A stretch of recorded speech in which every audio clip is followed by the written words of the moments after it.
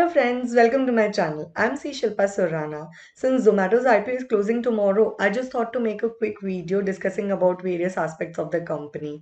If you're planning to subscribe that IPO, do watch this video till the end. I hope this video will help you make an informed decision. Please note this is not a recommendation to buy. This video is just for educational purposes. If you like my video, please do give it a thumbs up and don't forget to subscribe my channel for more future videos on various IPOs. So let's begin. So let's see about the company first. Zomato will be the first Indian food aggregator who is going public, and it is going to be a unicorn startup. So unicorn startup means as soon as it is going to be listed on stock exchange, it will be a large cap company because its market capitalization is going to be more than 20,000 crore. All right. So Zomato was incorporated in 2010 in Gurgaon and is one of the leading food services platform when you see the value of food being sold on that platform. All right. So it's one of the leading food services platform right now in the country. The figures show that in 2021, Zomato's platform had an average monthly active users, that is MAU, of 3.1 crore, which is a very woofing number. But you will be surprised to know that this number have come down as compared to FY20 when it was 4.1 crore. Alright. Also, Zomato is operational in 525 cities and has 3,89,932 active restaurant listings on its platform. Now coming to the segment that it caters both B2C segment and B2B segment. In B2C segment, that is business to customer segment, which is for users like you and me, it is providing various services like food delivery, dining out, booking a table, making payments, etc. etc. Alright. And in B2B segment, it is providing services like restaurant get listed there and get a market visibility. Also, they provide hyperpure service, which is actually providing high quality food ingredients or the raw materials to various restaurants. Okay. Also, Zomato provides Zomato Pro and other customer loyalty programs for its customers. So even those are the sources of revenue for Zomato. Now coming to the industry overview, wherein we can see few of the company which has similar revenue model and what is their current status right now.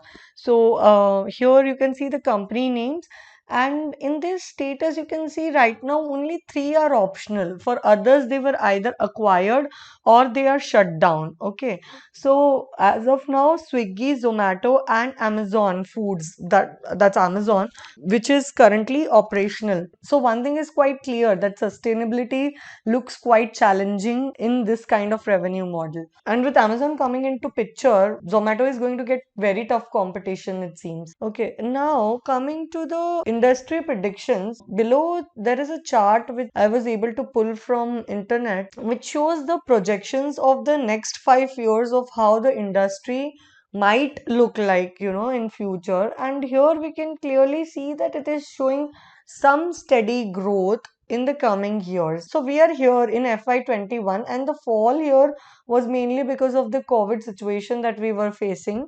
But after this, the market shows good sign of recovery and a steady growth as well. Also, you can see that order per month have increased from 15 million in FY17 to 240 million in FY26, which was a very good number. Okay. However, you can see that the average order value had decreased. So average order value was 316 in FY17, which has reduced to 289. But because of increase in orders per month, overall you can see there will be net increase in the overall revenue in this industry.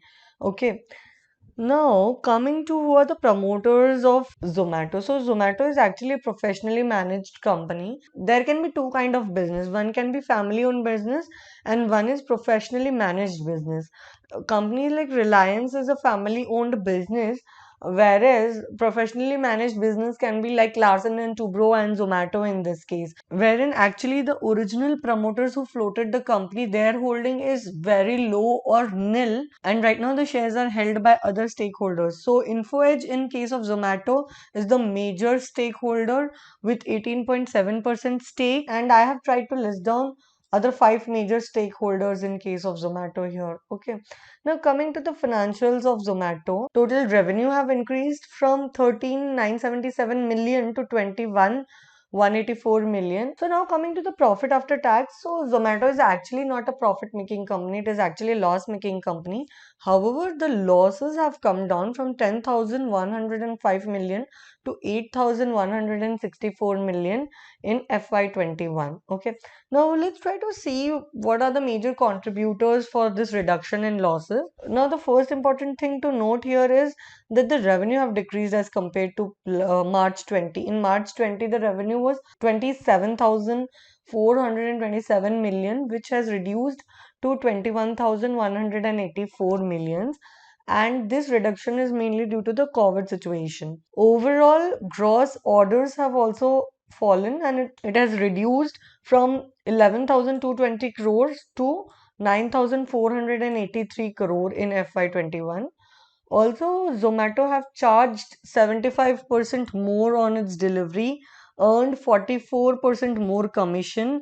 Its delivery cost had fallen by 12%, and the discounts that it gives per order to its customer have reduced by 62%. Also, if we see, Zomato was actually making loss of 30 rupees per delivery in FY20.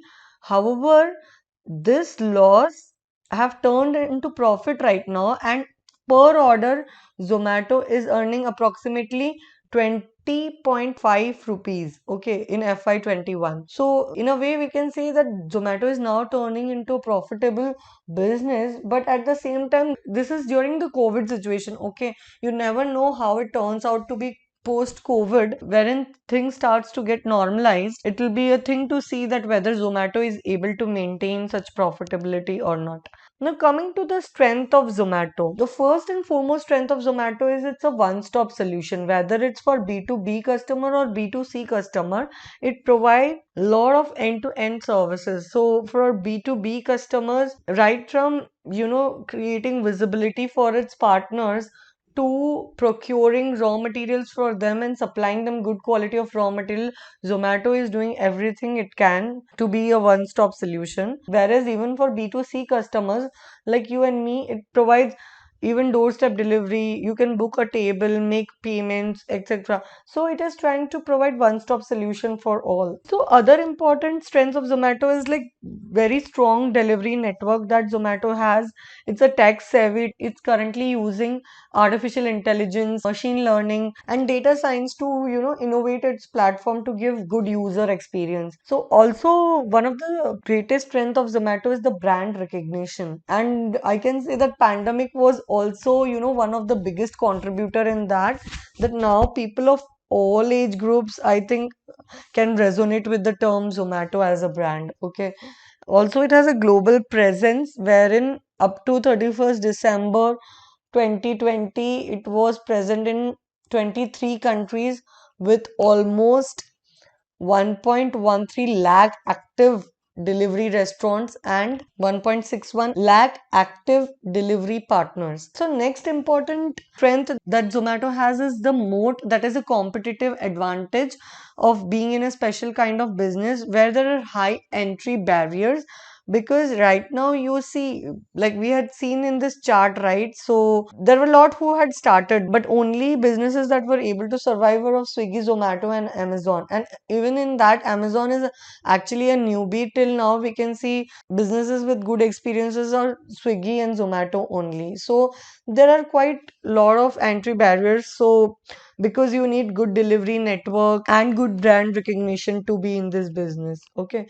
Now, coming to the risk that the company is facing, two major risks that I could see here is first is the competition. So, for example, Amazon Foods coming into picture, which is going to be a very tough competition. Not that Zomato can't survive it, but only time can tell that. Okay, that is one of the toughest competition that Zomato is getting. Even NRAI, which is a food service body, and it represents over 5 lakh restaurants in India, is going to launch its food ordering app. So even this is going to be one of the big competition for Zomato. Next important risk that we can see is Zomato is still a loss-making company and its valuation is based more on its growth potential and futuristic assumptions rather than what we can see presently in its financial. Okay, so this is one of the greatest risks because what if things don't go in a way it is predicted? Okay, so you never know whether you'll be able to achieve those results or not. So everything is